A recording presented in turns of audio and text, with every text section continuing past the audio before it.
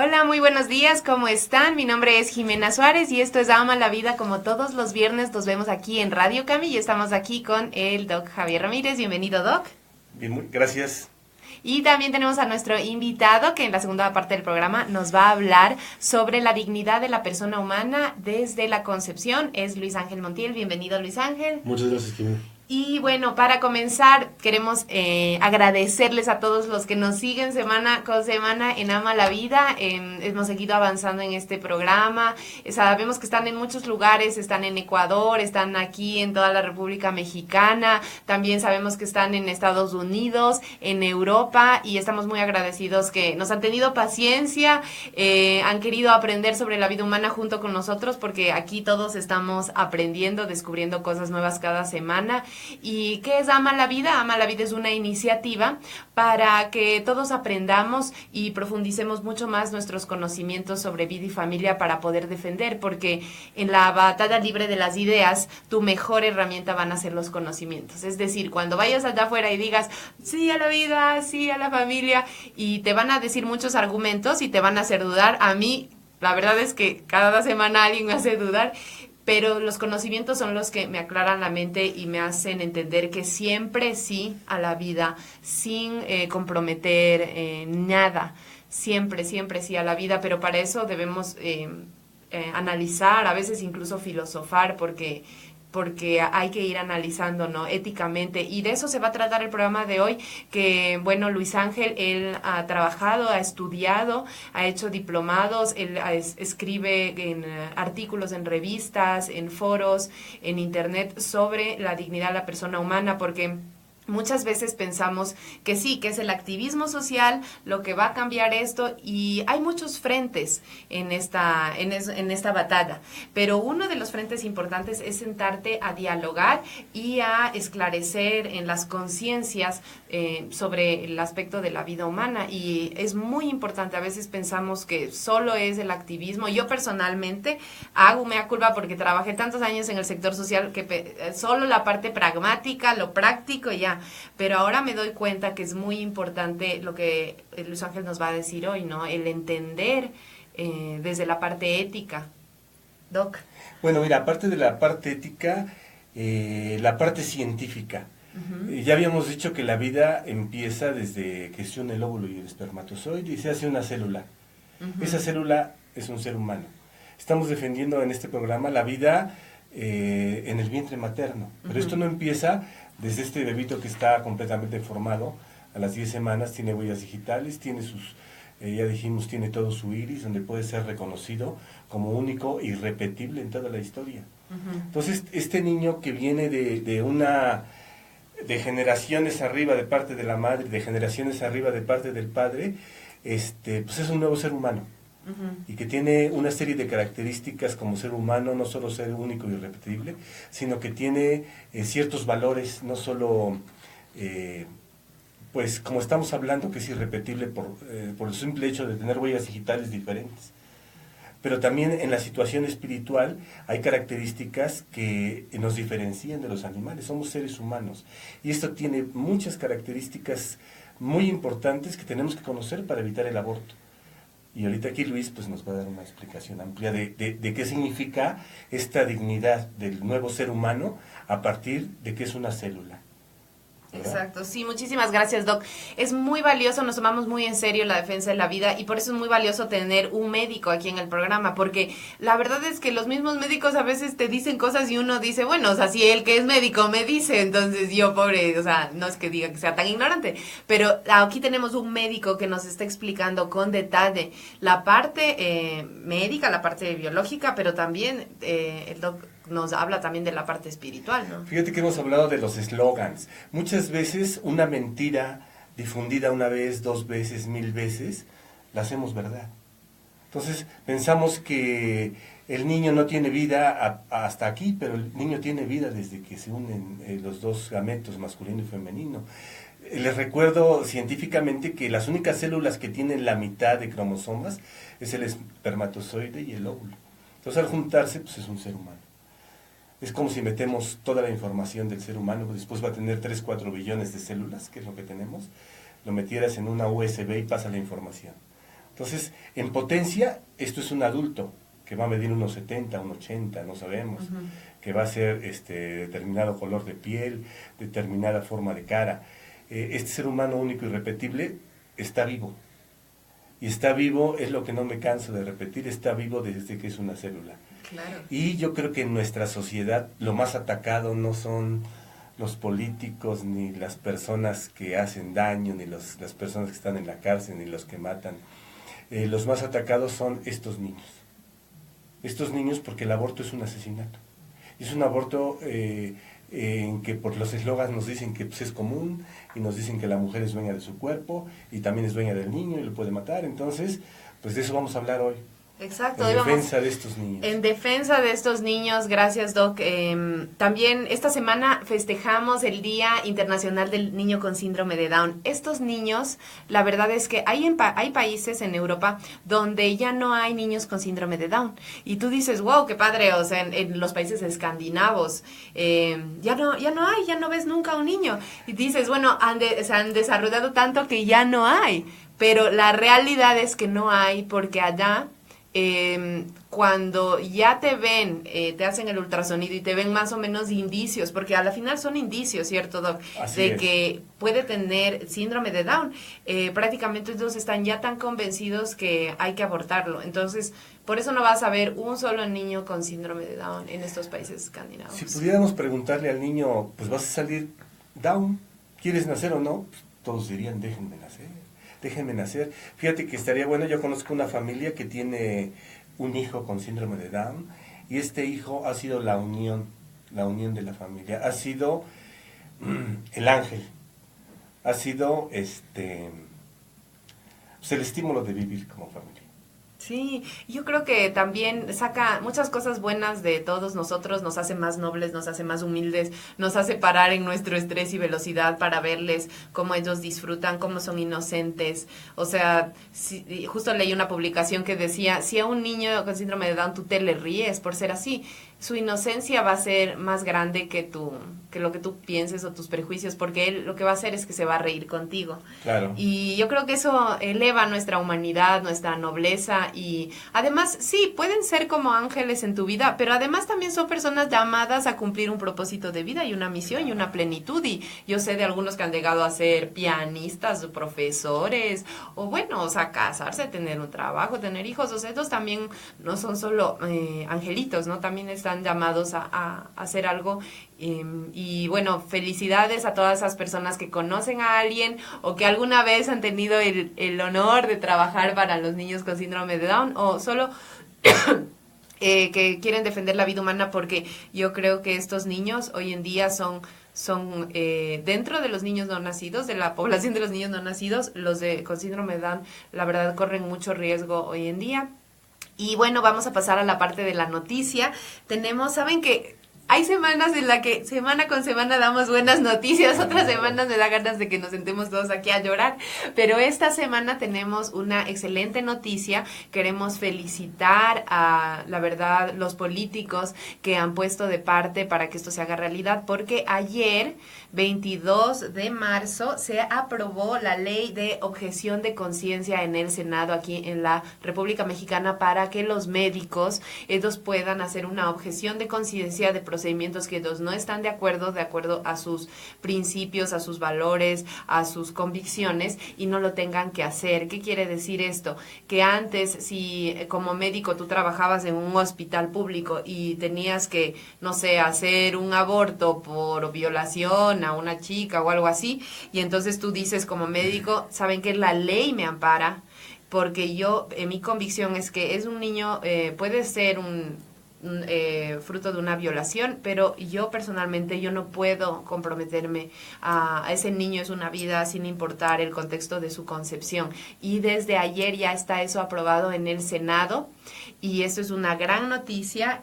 Se aprobó gracias a, bueno, un cabildeo, no fue algo fácil, pero ya está eso ahí, y algo que celebrar, realmente es algo que celebrar, porque se van a salvar vidas humanas, pero también se van a salvar, yo creo que conciencias, corazones de médicos que, o sea, yo me pongo a pensar, si, no sé, mi hermana o, no sé, fuera médico aquí en México y me tiene que decir, o sea, sabes que por mi profesión yo ya he hecho, no sé, 100 abortos. Imagínate, o sea, porque no puedo perder mi trabajo, porque tengo que cuidar mi familia, pero me han obligado a hacer esto. Entonces, es terrible, pero hoy en día ya no. Hoy, a partir del día de ayer ya esto no está. Son 53 votos a favor de esta moción, 15 en contra y una abstención. Y se aprobó la ley general, en la Ley General de Salud, la objeción de conciencia. Mira, lo importante de estos programas, yo creo que siempre llegamos a la realidad de las cosas. Y estamos partiendo de lo que es la vida. Quiero poner el caso de los médicos chilenos. Hace unos meses, incluso en un programa lo comentamos, había la probabilidad de legalizar el aborto. Y no sé si recuerdas lo que hicieron, se quitaron las batas y se juntaron 500 batas en el jardín y le dijeron al gobierno, si nos impones el aborto, que lo hagamos, dejamos la profesión. Wow. O sea, ese valor pues es admirable. Ojalá que en México pues haya esa manifestación, ¿verdad? No, y me encanta que ellos sean tan valientes. En Chile es un país ejemplar. Recordemos que el contexto de Chile es muy diferente al de México, porque ellos han sido de los países que no han legalizado el aborto. O sea, recientemente lo hicieron, pero fue reciente. O sea, cuando ellos salieron de la dictadura de Pinochet, la dictadura Pinochet tenía estos valores muy conservadores y ellos los conservaron.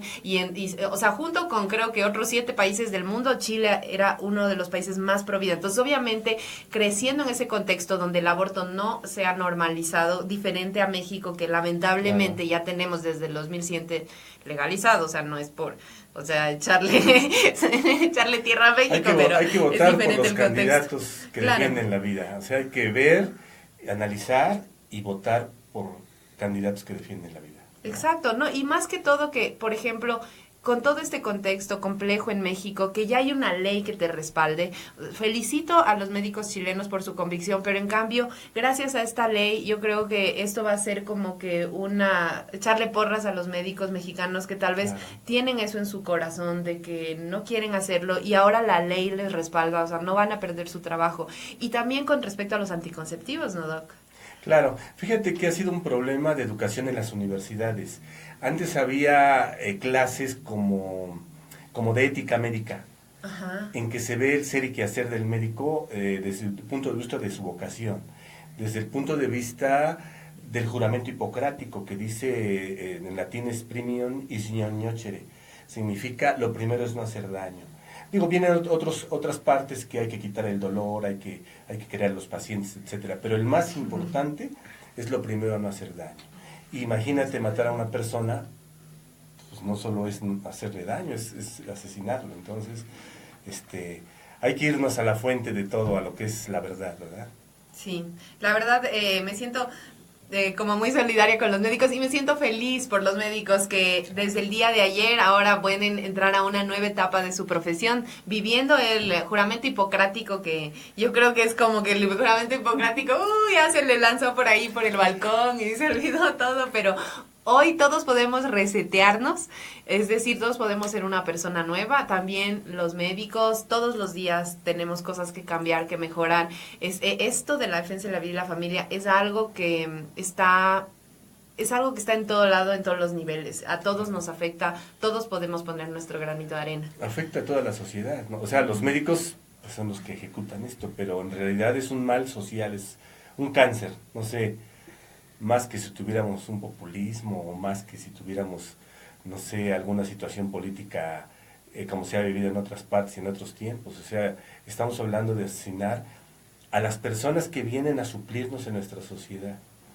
Y acuérdense, el deber del servidor público es, primero, proteger a la familia.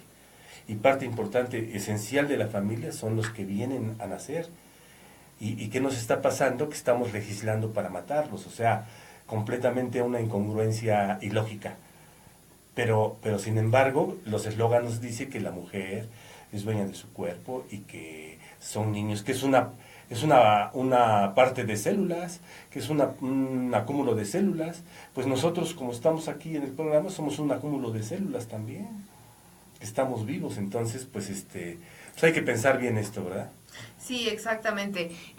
No nos vamos a cansar de repetir eso. Es uno de los cánceres de nuestra sociedad. Nosotros a veces pensamos, no, es el narcotráfico, los políticos. O sea, realmente me encanta la frase de la Madre Teresa de Calcuta que decía, en una sociedad donde legalmente es legal, se permite que una madre mate a su hijo, ¿qué te impide a ti matarme a mí? O sea, si está bien, está, o sea, legalmente aplaudido el amor más puro de la madre al hijo, eso es la cosa más antinatural. Donde pasa eso puede pasar lo que sea. Entonces, tal vez, muchos de los males que vivimos hoy en México, en el mundo entero, tal vez la raíz sea que no hemos respetado ni el corazón de las mamás ni de estos pobres babies. Pero bueno, esta es la batalla. Queremos felicitar a la diputada Edith Martínez porque, bueno, esto fue un cabildeo de muchas personas, sabemos que esto no se hace solo, pero bueno, sale el nombre de ella en esto y como dijo el doc, hay que votar por ese tipo de servidores públicos, porque no todos los servidores públicos son malos. A veces pensamos así, la política es la cosa más horrible del mundo, pero no, o sea, hay gente ahí adentro que es luz y que necesitan nuestro apoyo, porque si todo el tiempo les estamos lanzando los jitomates a los pobres políticos, entonces los pobres también se van a desmotivar y van a decir, o sea, no tengo el apoyo de la población, pero miren, hay gente ahí adentro que está pensando también en los médicos y queremos felicitar. Y como dijo el doc, se acercan las elecciones. A ver, nadie te presiona a ti a votar por nadie. Tu voto es parte de tu derecho político como ciudadano mexicano y tú eres libre. Si tu marido vota una cosa, no importa, si tu mamá, si tu papá, si tu novio, bueno, no les digas, el voto es secreto. Entonces, investiguemos bien. Nosotros, bueno, esperamos en algún punto del programa tener un invitado que sepa sobre más del tema de política para que tal vez para que no vayamos a cargar en nuestra conciencia que votamos por un candidato que luego llegó pero así viva el aborto, viva el libertinaje y luego estaremos otra vez con los golpes de pecho ahí de por qué no nos dimos cuenta, nos acaban de legalizar todo lo que no queríamos. Entonces, lamentablemente sí, la política es importante para la defensa de la vida y la familia. Nos damos de cuenta hoy, pero hoy fue para una victoria. Bueno, ahora sí vamos a pasar con nuestro invitado. Estoy muy emocionada de lo que nos quiere contar. Cuéntanos, bueno, Luis Ángel, primero, ¿cómo fue que te interesaste por este tema? Bueno, antes que nada, darte las gracias, Jimena, por la invitación. Gracias. También al doctor. Gracias. Me llama la atención el nombre de Ama la Vida, porque se refiere al amor. Y ahorita muchas palabras tienen distintos significados en distintas comunidades. Generalmente el amor se le entiende en la juventud como un sentimentalismo reactivo, donde la persona va cambiando, y se ha perdido la raíz etimológica del nombre de amor. Sí. Amor significa amortis, viene de amortis, de latín, que significa sin muerte. Y sin muerte significa que es una decisión que nunca va a atentar contra la vida. Entonces el amor a la vida, tu programa de Amor a la Vida y la asociación que estás fundando, a mí me agrada mucho estar aquí. Te agradezco la invitación.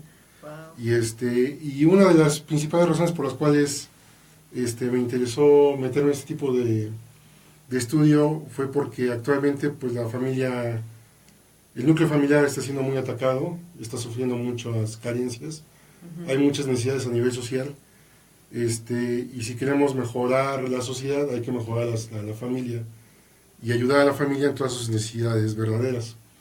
Entonces, este tema del amor es fascinante, desde la identidad que tenemos, por ejemplo, con nuestra madre. Yo también soy estudiante de teología.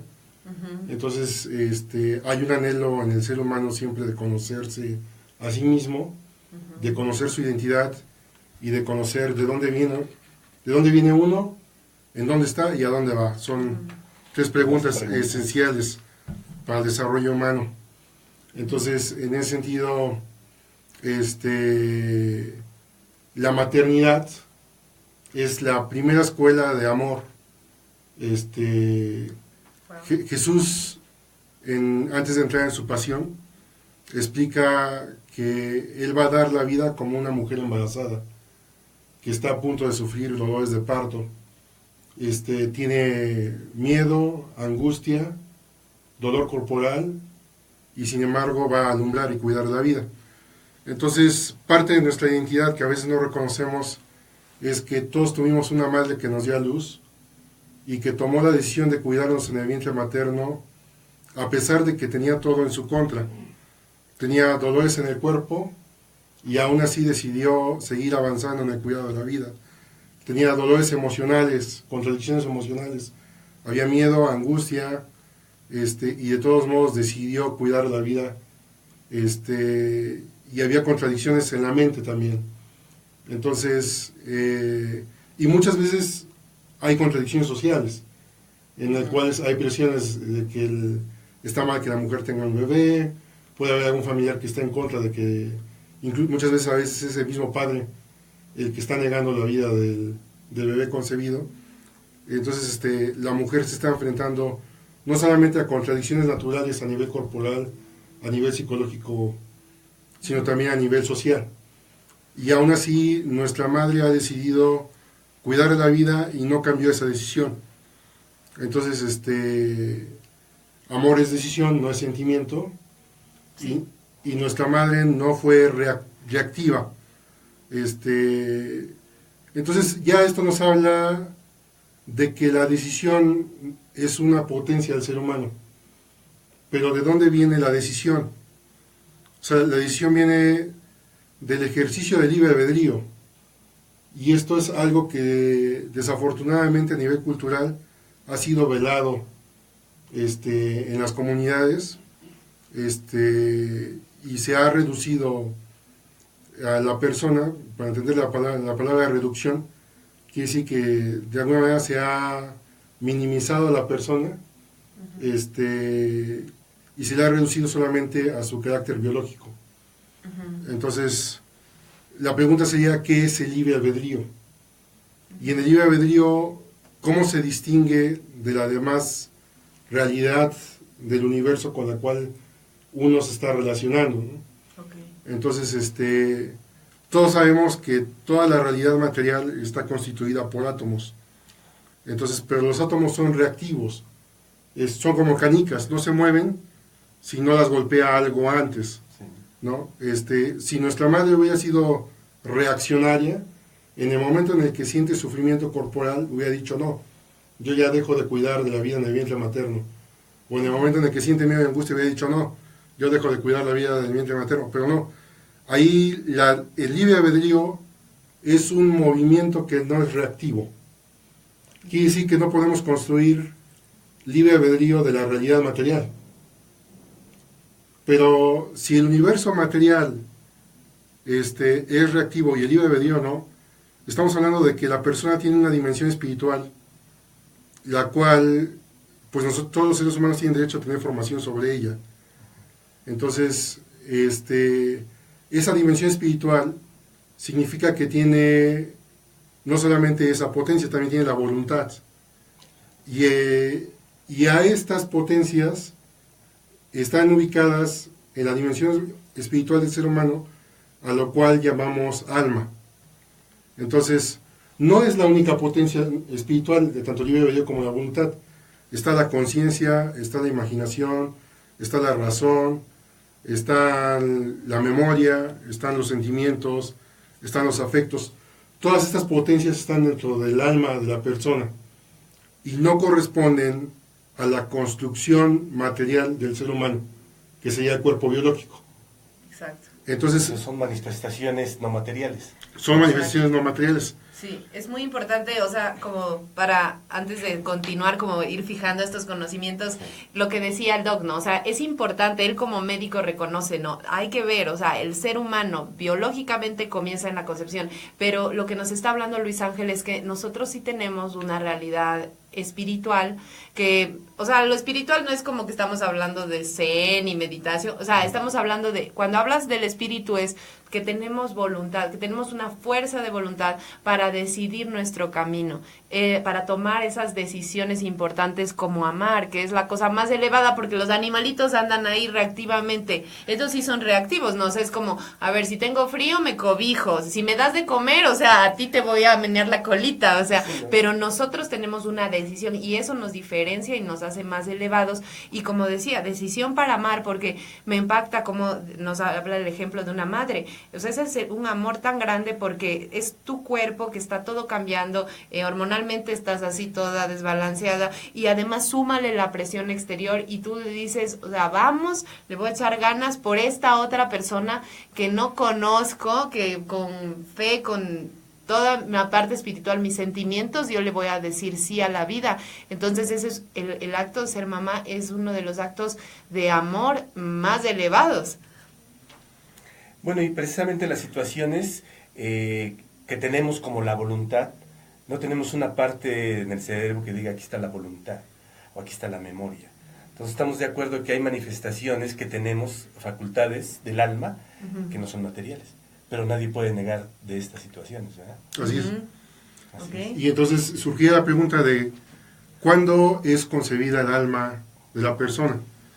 O sea, ya sabemos, gracias a la ciencia que tenemos en medicina, en física y en otras áreas, sabemos que la concepción biológica a nivel material empieza cuando se une el espermatozoide con el óvulo. Así es. Ajá. Pero la pregunta es, ¿en qué momento se encarna el alma o el espíritu de la persona en ese cuerpo material? Así es. Esa pregunta es importante. Claro, claro. Y entonces, bueno, habría que entender, ahí vamos a llegar al tema de la dignidad. Hay varias preguntas. ¿Qué es la dignidad? ¿Y qué es la dignidad de la persona humana?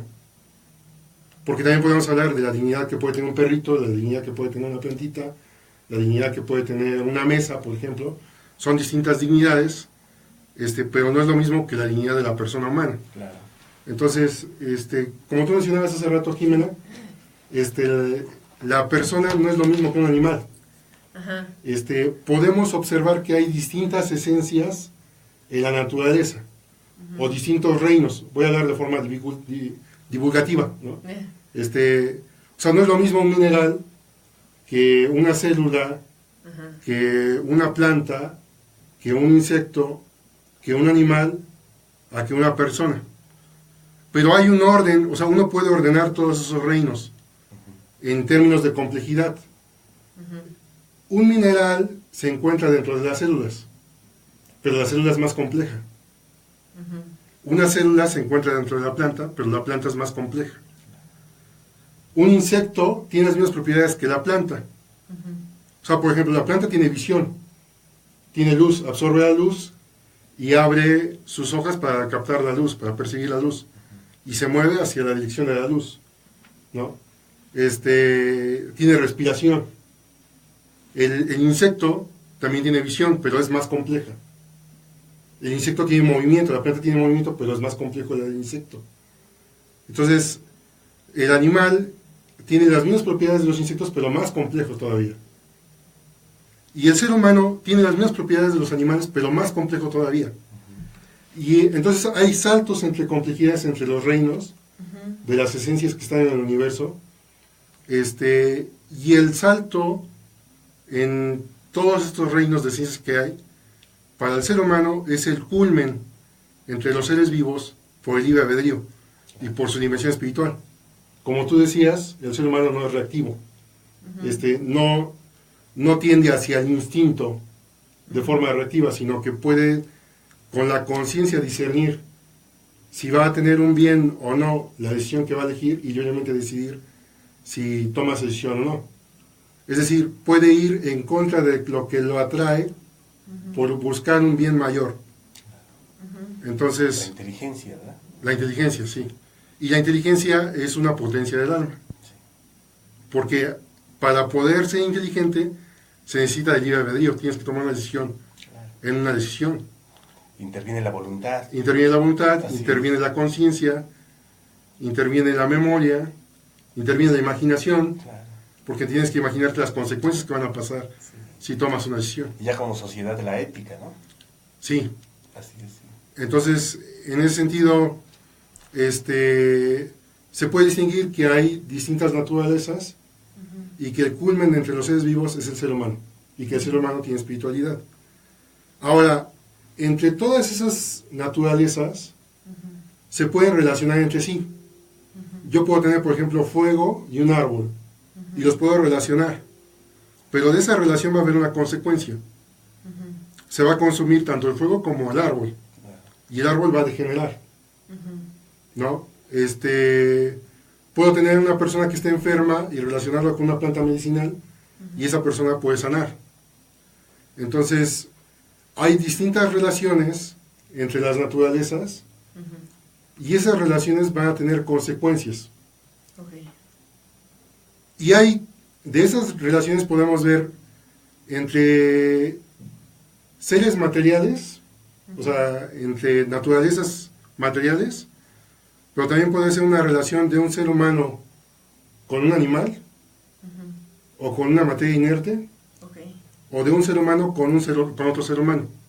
Son distintas relaciones a distintos niveles. No es lo mismo que un ser humano se relacione con un animal que no tiene espíritu, a que un ser humano se relacione con una persona que tiene espíritu. Exacto. Entonces, hay consecuencias.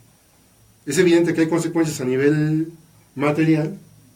Por ejemplo, cuando un árbol se combina con fuego, el árbol degenera.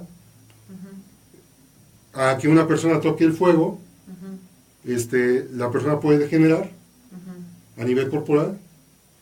A que una persona le haga daño a otra persona, la persona puede degenerar no solamente a nivel corporal, sino también a nivel espiritual. Entonces, hay distintas consecuencias. Esas consecuencias también estudiadas en la ciencia.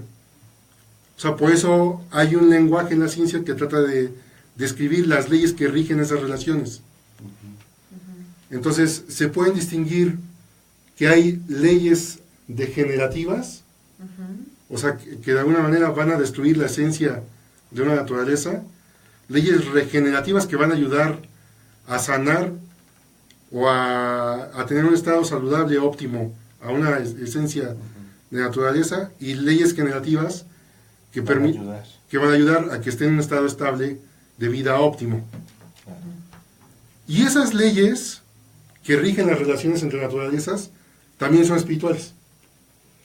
Es decir, si yo junto, por ejemplo, el árbol con el fuego, el árbol degenera. Se consume el fuego y se consume el árbol, pero esa ley está ahí y es universal, o sea, se cumple en todos lados. O sea, si yo relaciono el árbol con el fuego aquí en Puebla, en la ciudad de Puebla, el árbol degenera. Si me voy a China, degenera. Sí. Si me voy a Marte, degenera. Si me voy a las Pléyades, degenera. O sea, es en todo espacio. Y es eterna. O sea, se ha cumplido hace 6,000 años. Si yo combinaba el árbol con el fuego, degenera el árbol. Y no cambia. Y no cambia. Así es. Se cumple ahora y nosotros vamos a morir y se seguirá cumpliendo. Esas leyes. Esas leyes. Sí. Son espirituales. El hombre no las puede crear, no las puede cambiar y no las puede destruir. Entonces, para entender lo que es regeneración, sería sanación. Para entender lo que es degeneración, sería enfermedad. El extremo de la degeneración es la muerte, y el extremo de la regeneración sería lo que llamamos resurrección. Entonces, ahorita no voy a tocar el tema de resurrección, eso puede ser otro tema posterior. Así es. Pero, en ese sentido, cuando una persona se relaciona con otra persona, se está relacionando a nivel corporal y a nivel espiritual.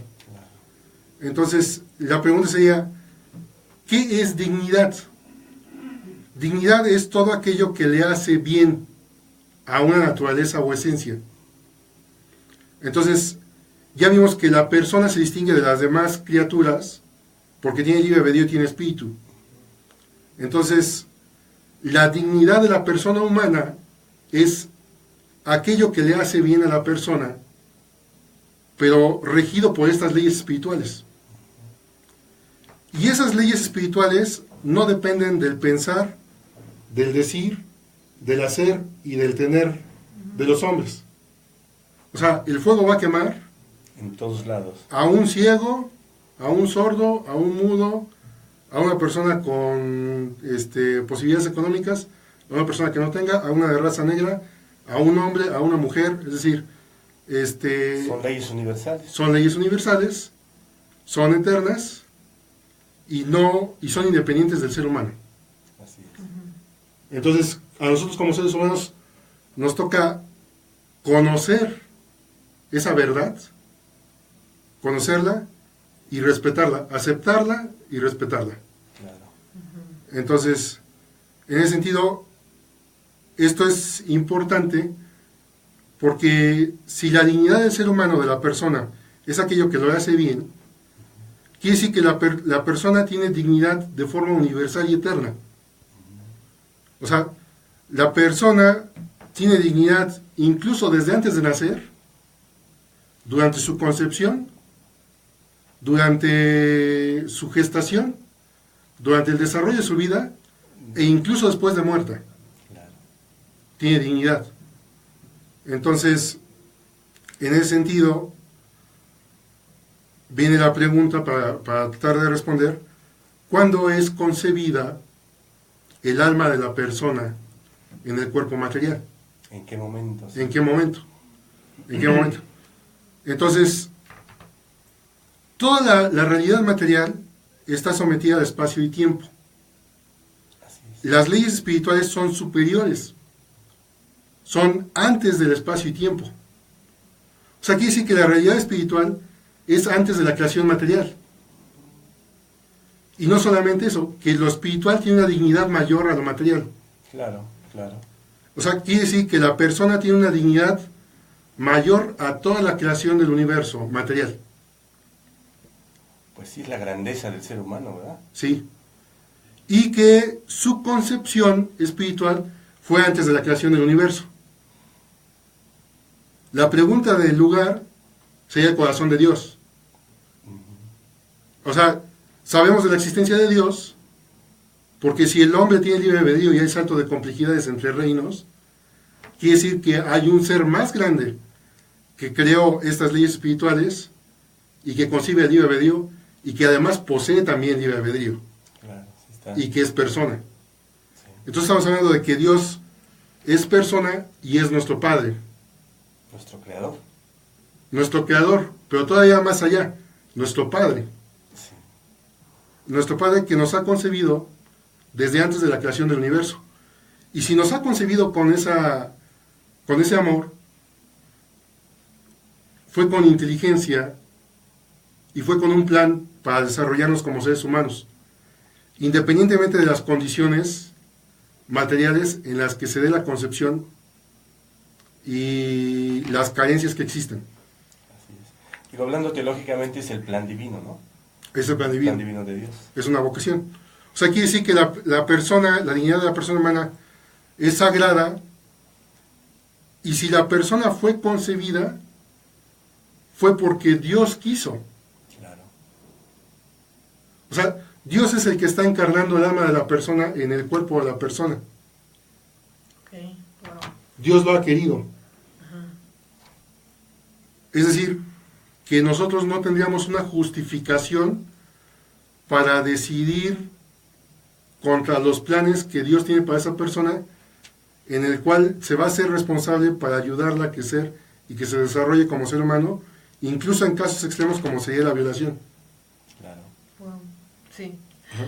O sea, y también cuando me hablas de todo esto, me pongo a pensar que, o sea, bueno, hablamos de Dios a veces con un poco de ligereza y todo, pero bueno, o sea, estamos poniendo en contexto lo que tú nos dices, es creador del universo, Sí. mi creador, y no solo creador, sino que padre. Y también me pongo a pensar que, o sea, sobre mi mamá y mi papá, o sea, es mi padre, pero también Dios tiene un corazón de madre, ¿cierto? Porque, Sí.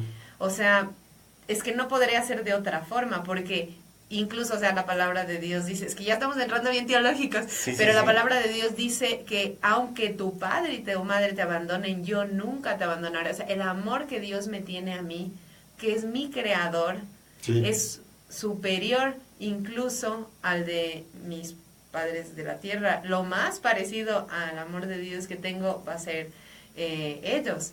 Pero de forma natural se me viene a la mente que el amor de Dios también es un amor maternal.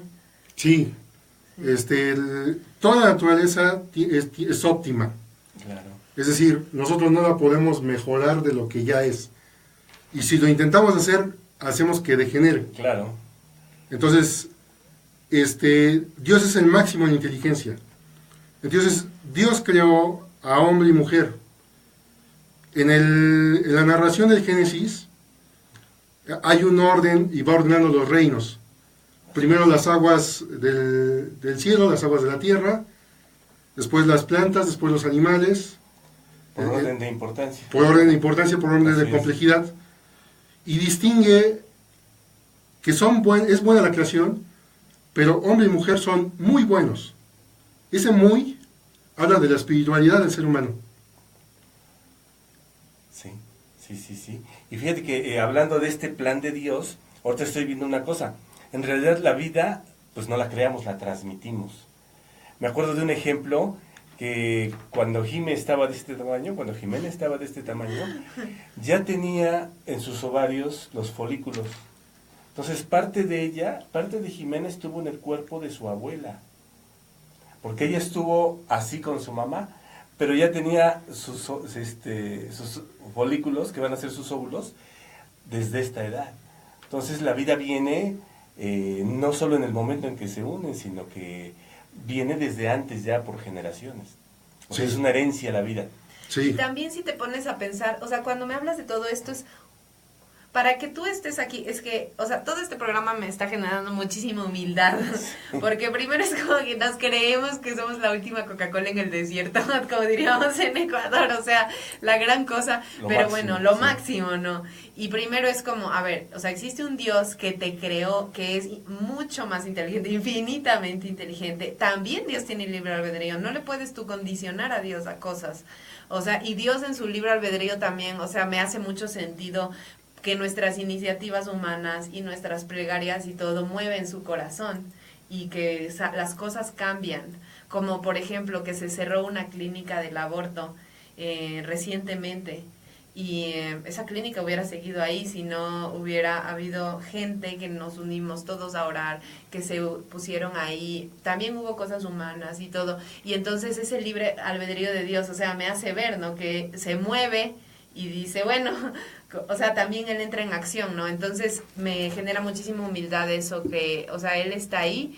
Y también cuántas personas, para que tú estés aquí, cuánto amor y cuánto sí tuvieron que decirse. O sea, tu mamá, tu papá, que te cuidaron, que te amaron. O sea, tanto amor de Dios y tanto obviamente de gente para que nosotros estemos aquí. Debemos, o sea, la verdad, o sea, me da mucha reverencia o sea, todas las personas, o sea, a mí personalmente, ¿no? Porque a veces uno se reniega, es que me hizo esto, es que me hizo el otro, es que mi papá, es que mi mamá, mi hermano, o sea, obviamente todos tenemos heridas de amor, pero dentro de todo, bueno, estás aquí, ¿no?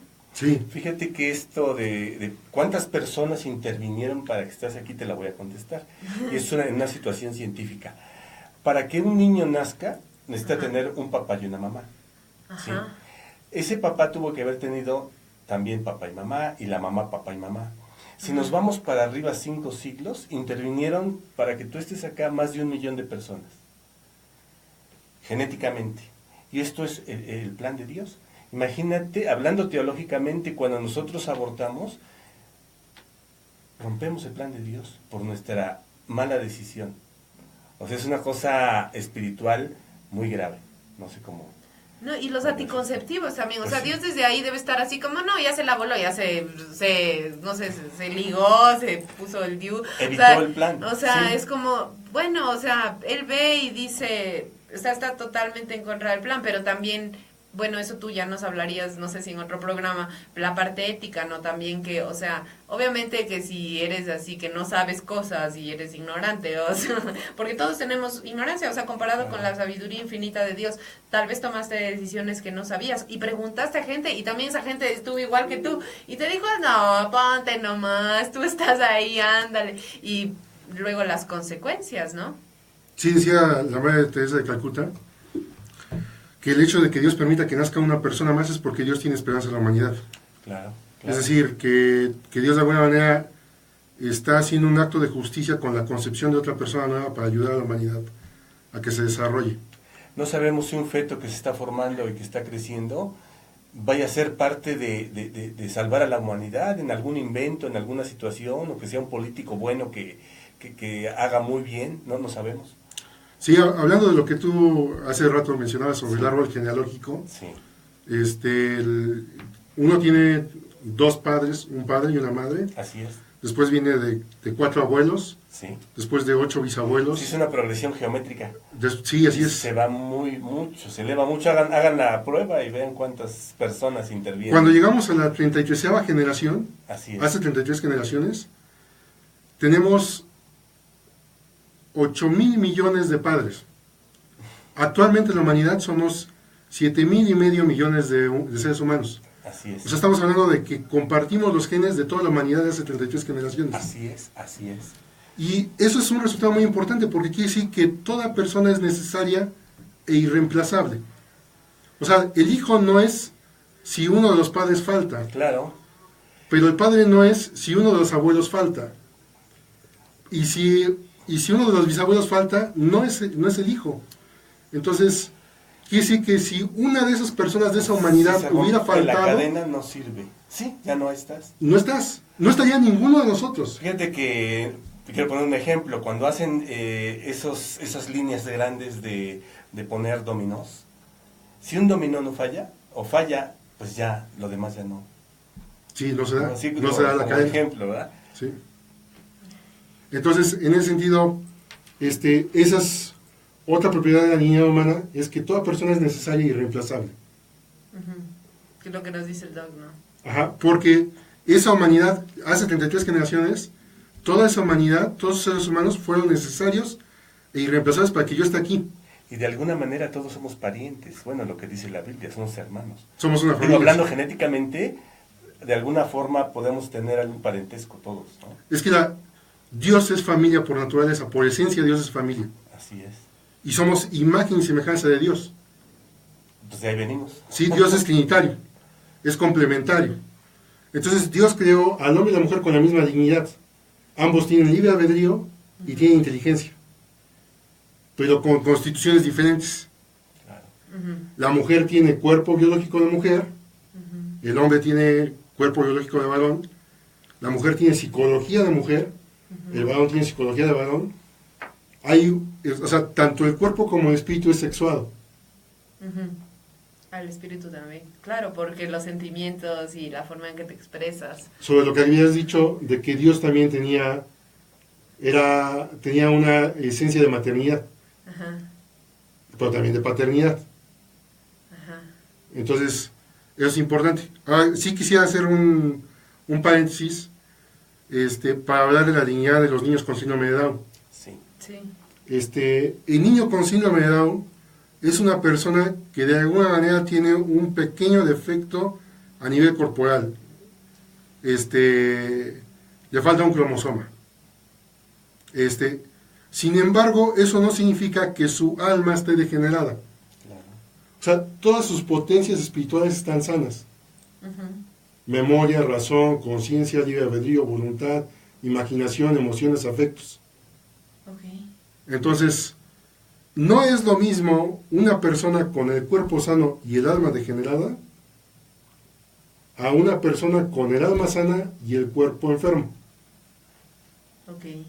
¿Sí? Sí. Bueno, ya sabemos que el niño con síndrome de Down tiene dignidad por ser humano. Claro. Porque la dignidad es universal y eterna. O sea, es para todas las personas sin excepción. Y si uno atenta contra esa dignidad, uno degenera a nivel corporal y a nivel espiritual. ¿Cuál es la consecuencia de la degeneración espiritual al atentar contra otra persona? Es que degenera el alma, y lo que degenera es, bueno, el efecto que podemos ver es el debilitamiento de la voluntad. Todas las potencias espirituales tienen propiedades inerciales, o sea, quiere decir que necesitan una fuerza para ser aceleradas y una fuerza para ser detenidas. La imaginación, uno con la fuerza de voluntad la acelera y empiezas a imaginar, la detienes y dejas de imaginar. Con la memoria igual, la aceleras y empiezas a recordar, la detienes y dejas de recordar. La conciencia igual, los sentimientos igual. Tú puedes decir hasta dónde dejas crecer un sentimiento y hasta dónde se va a detener o orientarlo. Así es. Entonces, en ese sentido, la persona que está degenerada a nivel espiritual ha debilitado su voluntad y tiene un efecto en el cual sus potencias ya no las puede acelerar o ya no las puede desacelerar. Y entonces vendría siendo el efecto que tiene San Pablo, que cuando hace la expresión sin conocer todavía cómo regenerar a nivel espiritual: miserable de mí, ¿quién me sacará de este cuerpo de muerte? Que queriendo hacer el bien que quiero, hago el mal que no quiero. Y entonces hay una respuesta: te basta mi gracia. O sea, es necesario un medio espiritual para regenerar la dimensión espiritual del ser humano. Y ese medio espiritual son los sacramentos. Bueno, ¿por qué es importante esto saberlo? Porque cuando estamos atentando contra la vida de un ser humano en el vientre materno, no hay justificación para atentar contra esa vida. Y en el momento en el que lo hacemos, corremos el riesgo de degenerar a nivel espiritual. Entonces, no es la única experiencia. O sea, es cuando se le hace daño a cualquier otra persona, ya sea cuando se le mata, ya sea cuando se le miente, ya sea cuando se le roba, ya sea cuando se le cosifica, cuando no se le respeta, cuando no se le honra, que sean los mandamientos. Los mandamientos también son leyes espirituales que rigen las relaciones entre los seres humanos. Y si en algún momento nos distanciamos de ese respeto, degeneramos a nivel espiritual. Entonces, cuando una persona ha atentado, por ejemplo, a un médico que ha abortado a niños,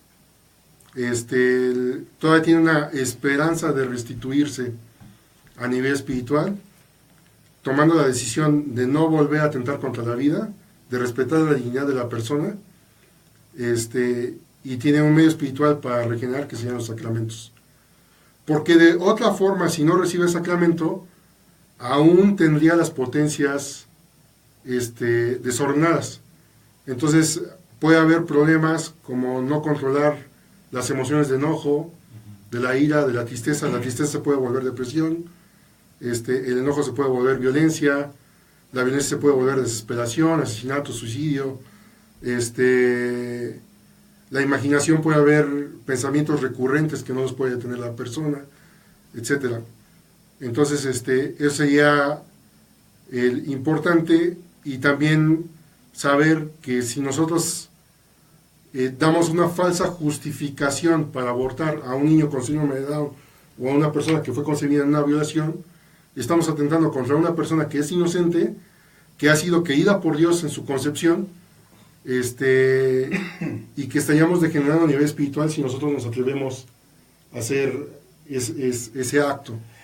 Fíjate que yo me imagino que muchos legisladores que promueven el aborto, pues es no solo por malicia, puede ser por malicia, pero puede ser por desconocimiento de todas estas repercusiones espirituales que a veces o casi nunca se toman en cuenta. Sí. Entonces, pues nos hace falta profundizar en esto, ¿verdad? Como sociedad. Sí, como sociedad. Los niños con síndrome de Down tienen todas sus potencias espirituales sanas. Y si tú te relacionas con un niño con síndrome de Down, es lo mismo que relacionarte con un niño normal. Así es, así es. O sea, el niño te sonríe, el niño percibe tus emociones, no tiene miedos, no tiene complejos, te abraza, se acuerda tu nombre. Es exactamente lo mismo que un niño con el cuerpo sano, Así es. el niño con síndrome de Down. Y como tú decías, hay niños con síndrome de Down que se han desarrollado de forma profesional y como seres humanos y que hacen un bien a la sociedad. Claro. Sí, definitivamente. Bueno, entonces la verdad, hay mucho que platicar sobre la concepción, desde la concepción, la dignidad de la persona humana, pero estamos viendo, bueno, esto es como una probadita, ¿no? De todo lo que es la persona humana, porque a veces sí nos enfocamos mucho nosotros en la parte biológica, porque es muy importante, o sea, como seres humanos tenemos la inteligencia, entonces eso nos ayuda a entender, pero recordemos. Yo creo que un aprendizaje importante de este programa es recordar que no solo somos la parte biológica, sino que, bueno, hay una realidad espiritual, que es algo que ya el Doc nos ha platicado, ¿no? O sea, hay un plan divino, si bien este programa no es un programa, bueno, abiertamente católico, religioso, pero obviamente sí tenemos esta convicción y tenemos gente que sabe más de este tema, que nos ilumina y que, bueno, o sea, incluso en el caso de violación, esto me hace sentido porque es menos del 1% de probabilidad que te quedes embarazada después de una violación. Entonces, realmente, en probabilidad es bien poco probable. Y entonces, ahí hace mucho sentido lo que tú dices. O sea, había una voluntad. O sea, el que tú estés aquí, el que cada uno de nosotros esté aquí. Y más aún es, si lo quieres llamar como milagro, es un milagro mucho más grande. Debe tener un propósito muy especial cuando haya un niño fruto de una violación. Y justo tenemos el testimonio de una chica americana que trabaja en la defensa de la vida y que fue concebida en una violación y que su mamá le dijo sí a la vida. Hablábamos de eso antes del programa. Entonces, tenemos un propósito en esta vida, un propósito muy grande. No hay vida que no valga. Y justo esta semana veíamos, se ha hecho viral, lo compartió Eduardo Verástegui en los grupos de WhatsApp de la vida, donde decían que de quienes podían haber sido abortados fueron Cristiano Ronaldo, Celine Dion, Andrea Bocelli, porque Celine Dion ya era la 10ª de una familia así súper grande que, como nos decía Luis Ángel, me imagino todo el mundo le dijo, no, ya, o sea, el 10º, ¿qué te pasa? Y después Andrea Bocelli, o sea, ya desde el vientre materno ya la mamá sabía que iba a venir con una discapacidad, entonces, o sea, ay no, ¿cómo vas a tener un hijo discapacitado? Bueno, resulta que creo que va a ser uno de los cantantes de ópera y en general yo creo que pasarán a la historia de la humanidad como de los mejores cantantes. Y Cristiano Ronaldo, bueno, ya los que saben de fútbol han de saber. Sí, fíjate que hay situaciones en que no nos corresponde opinar, porque hay leyes universales que son eternas y que son desde antes y seguirán igual. Las leyes, digamos, físicas. Lo que ha pasado en nuestros legisladores es que toman decisiones desde un punto de vista como sociedad material, antropológicamente. Pero no nos vamos un poquito más allá, como en el programa de hoy, o sea, un poquito de las situaciones filosóficas y, por qué no decirlo, también teológicas. Eso como que lo hemos olvidado. Entonces, pues a mí se me queda como una exhortación a checar todos esos valores que tenemos y que no tomamos en cuenta. Sí, en el caso de la violación a veces se usa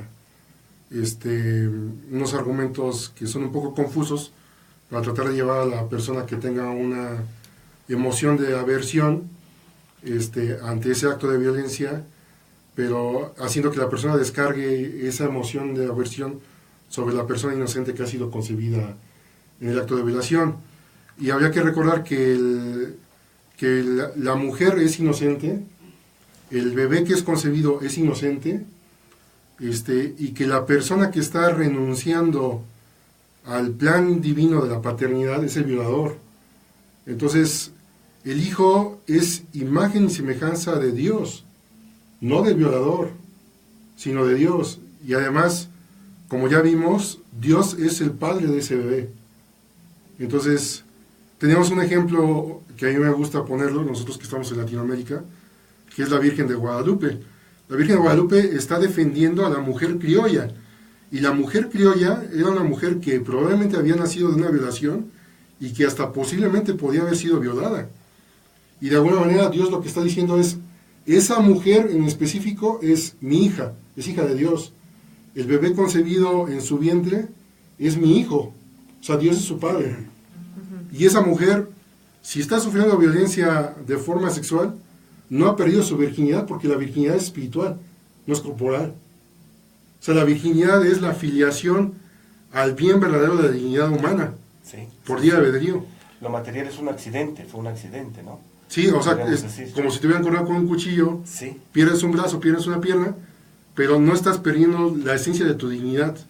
claro, claro. Fíjate que otra idea que se me queda es la situación, hablando de la genética del árbol genealógico, que en ningún momento este nuevo ser humano es parte del cuerpo de la mujer. Porque es un argumento, un eslogan. Es que es parte de la mujer puede tomar decisión. En ningún momento es parte de la mujer. O sea, no le pertenece el niño a la mujer.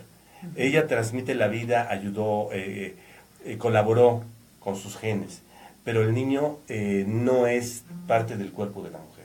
Es una idea que también Es que se ha trastornado, ¿no? muchas veces se confunde el término de libre albedrío con libertad y no es lo mismo. Así es.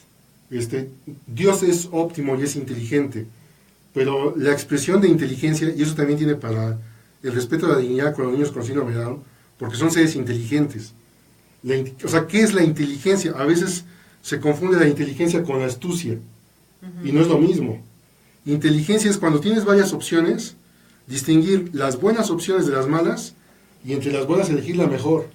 Ya tomas una decisión. Y las buenas opciones siempre van a respetar la dignidad del ser humano. Claro. Si no respetan la dignidad de un solo ser humano, ya es una mala opción. Son los que se llaman leyes positivas, ¿verdad? Ahí sí no sabía decir. Sí, las que van Ah. con el bien común, las leyes que van con el orden natural. Sí. Son las leyes positivas. Sí. Así es. Y entre esas opciones buenas, todavía se maximiza y se elige la mejor. Así, sí. O sea, la inteligencia maximiza la vida. Claro. Dios es vida. Es amor, verdad y vida. Así es. Entonces, Dios maximiza la vida y pone ese regalo de esencia en la maternidad de la mujer, en la esencia de la mujer. O sea, la mujer que es inteligente maximiza la vida y cuida de la vida. Y un niño con síndrome de Down sabe cuidar de la vida. Claro. Yo he visto a niños con síndrome de Down que saben cuidar de sus familiares, saben cuidar de la abuelita, la acompañan, van al mercado, etcétera. O sea, se saben cuidar y cuidar de los demás. Sí. A diferencia de una persona que puede tener el cuerpo sano, pero que de alguna manera no está respetando la dignidad de otros seres humanos, no está expresando la inteligencia que es parte de su esencia. Así es. ¿Sí? Exacto, muchas gracias. Sabes que, bueno, te agradecemos por toda esta información que nos has dado para igual, o sea, entender, ¿no? Que también está nuestra conciencia, que tenemos ese libre albedrío para siempre tomar la mejor decisión, siempre respetando la dignidad. Yo creo que para todos, ¿no? O sea, no solo para el niño no nacido, sino en las pequeñas cosas, con nuestra familia, con nuestros amigos, con nuestros compañeros de trabajo, siempre ser como, tratar de cada día ser un poco más congruentes y respetar esa dignidad que tenemos. Te agradecemos mucho por haber estado en este programa. Bueno, síganos porque tenemos cápsulas de caldo de ranas que ya van a salir próximamente y en nuestra fanpage de @amalavidaac también tenemos nuestro canal de YouTube. Si ustedes tienen algún comentario, por favor hagan comentarios o pongan un me gusta o compartan este programa si saben que a alguien le puede haber gustado esto, que a alguien que defiende la vida pero quiere conocer más del tema. Este es el programa para ustedes y bueno, los esperamos la próxima semana. Agradecemos a Arturo que está en cabina como cada semana. Gracias por la paciencia para Ama la Vida, para los babies. Y bueno, Doc, ¿algún mensaje para la audiencia? Pues tratar de aprovechar lo que oímos, ¿no? Uh-huh. Y pensar mucho en tomar decisiones, acordándonos que tenemos una dignidad como personas, como seres humanos. Exacto. Bueno, muchas gracias y que tengan todos un lindo fin de semana y un feriado excelente. Les queremos mucho. Bye.